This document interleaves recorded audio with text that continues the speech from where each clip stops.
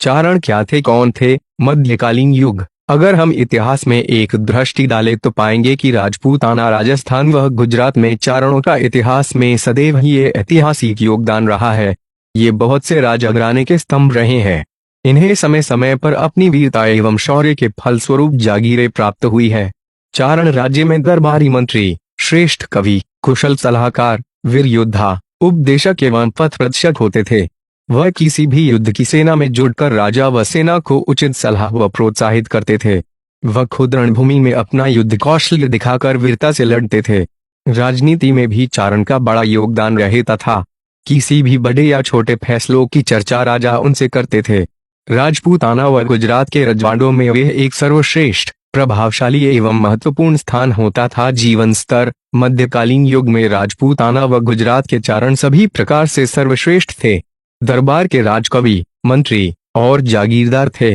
उनके पास जागीरें थी, वह कर मुक्त थे। राजपूताना से मिले कुरब कायदे। चारणों को समय समय पर उनके शौर्यपूर्ण कार्य एवं बलिदान के एवज में सम्मानित किया जाता था, जिनका विवरण इस प्रकार है। लाख पसाव, करोड़ पसाव, अरब पसाव, जागीर, उठन और बैठन का कुरब, बाहपसाव, ठाकुर की पदवी, छौनवर व पालकी का सम्मान, हाथी पर तोरण, सोना जवेरात, हाथी, पैरों में सोने के लंगर, घोड़े, तलवारें, बंदूकें, भाले व कटारियां आदि। चारण का दरबार में स्थान। दरबार में चारण के बैठने का स्थान छठा था, जो राजपूत सिरदारों के तुरंत बाद का होता था।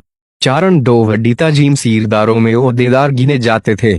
चारण को दरबार में आने व जाने पर राजा खुद खड़े होकर सम्मान भरा अभिवादन करते थे। चारण के कार्य। चारण राजा के सलाहकार व प्रतिनिधि होते थे।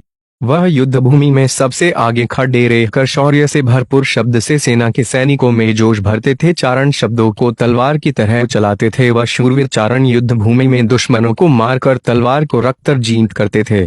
चारणों ने एक उच्च कक्षा के साहित्य का सर्जन किया था, जिसमें दो भाषाएं मुख्य है, डींगल व पिंगल। ये साहित्य चारणी साहित्य के नाम से जाना जाता है। पूरे विश्व में कोई और ऐसा साहित्य नहीं जो किसी जाति के नाम से जाना जाता हो। चारण शक्तियों का गुणगान करते हैं। वे श्रेष्ठ कवि के अतिरिक्त स्पष्ट वक्ता भी थे। राजा को किसी भी समय मुंह पर सच सुनाने में बिल्कुल नहीं हिचकिचाते थे। राजघराने की सुरक्षा उनका कर्तव्य था। राज्य के कोई आदेश अध्यादेश उनकी सहमति से होता था। संकट समय पर राजपूत और राजपूत स्त्रियां भी चारण के स्थान को सुरक्षित मानकर पनाह लेते थे। चारण राजपूत को अपना भाई का दर्जा देता है, वे उनको पनाह देता है। देवकुल। चारण कुल में कई सारी देवियां हुई, जो राजपूतों की कुल देवियां व इष्ट देवियां है। चारण एक देव जाति है, जिसका प्रमाण वेदों और पुराणों में देखने को मिलता है। सबसे ज्यादा देवियों ने चारण कुल में अवतार लिया है। इसी वजह से चारणों को देवी पुत्र भी कहा जाता है। चारण के मुख पर सदैव हंसवाहिनी मौ सरस्वती रहती हरदम। चारण बोल बड़े अनमोल है। चारण एक हाथ में कलम तो दूसरे हाथ में तलवार रखते हैं। अभिवादन। चारण एक दूसरे से मिलने पर अभिवादन जय माता जी से करते हैं। ठिकाना गाँव व जागीरी। स्थिति पुरातन व मध्यकालीन समय में तो चारण राज्य के सर्वोच्च एवं सर्वश्रेष्ठ अधिकारी होते थे। मध्यकाल में श्रेष्ठ साहित्य सर्जन करना, युद्धों में लड़कर वीरगति पाना तथा उत्कृष्ट एवं शौर्यपूर्ण कार्य कर मातृभूमि व स्वामी भक्ति निभाने वालों को अलग अलग प्रकार की जागीरें दी जाती थी। इसमें राजपूत, चारण व राजपुरोहित ये तीन जातियां मुख्य थी। प्रमुखता जी में निम्न थी। एक वड्डीता जीम, दो वड्डीता जीम आड़ा शासन जागीर, क इडानी पर्दे वाले, ख बिना इडानी पर्दे वाले, चार भूमिया डोलीदार, क राजपूतों में भूमिया कहलाते, ख चारण में डोलीदार कहलाते। राजपूत साधारण जागीरदार, परंतु चारण सांसन शासन शुल्क माप जागीरदार कहलाते थे। चारण किसी भी प्रकार का कर नहीं देता था, वे कर मुक्त होते। चारण दरबार में कभी भी आ जा सकते थे। रस्म रिवाज देश समस्त रस्मों रिवाज, विवाह, तीज त्योहार, रहन सहन, पहनावा, डील डोल, रेहनी केहनी इत्यादि राजपूतों व चारणों के एक ही है। राजपूत की तरह चारण महिलाएं की घूंघट के पर्दे में रहती है। वर्तमान स्थिति बदलते युग के थपेड़ों के बीच चारण की गौरव गाथा मात्र ऐतिहासिक घटनाओं पर रह गई है।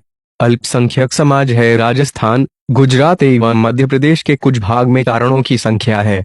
सरकारी नौकरी में चारण को जाना ज्यादा पसंद है। केंद्र व राज्य सरकार के सभी विभाग में हर पद पर चारण पदस्थापित है। कुछ चारण निजी व्यवसाय एवं खेती पर करते हैं। देश की तीनों सशस्त्र सेना एवं सुरक्षाकर्मी आदि नौकरी करनी ज्यादा पसंद करते हैं। देशभक्त एवं वफादार है।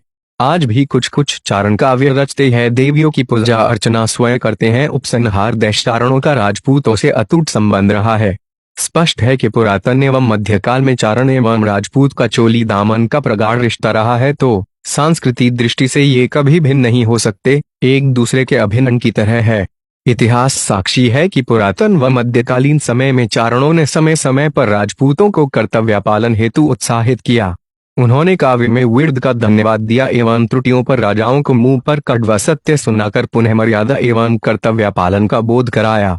आज भी हर चारण शक्ति का उपासक है, देवयान स्तुति व शक्तियों की चेरजा छंद दोहा का पाठ करते हैं।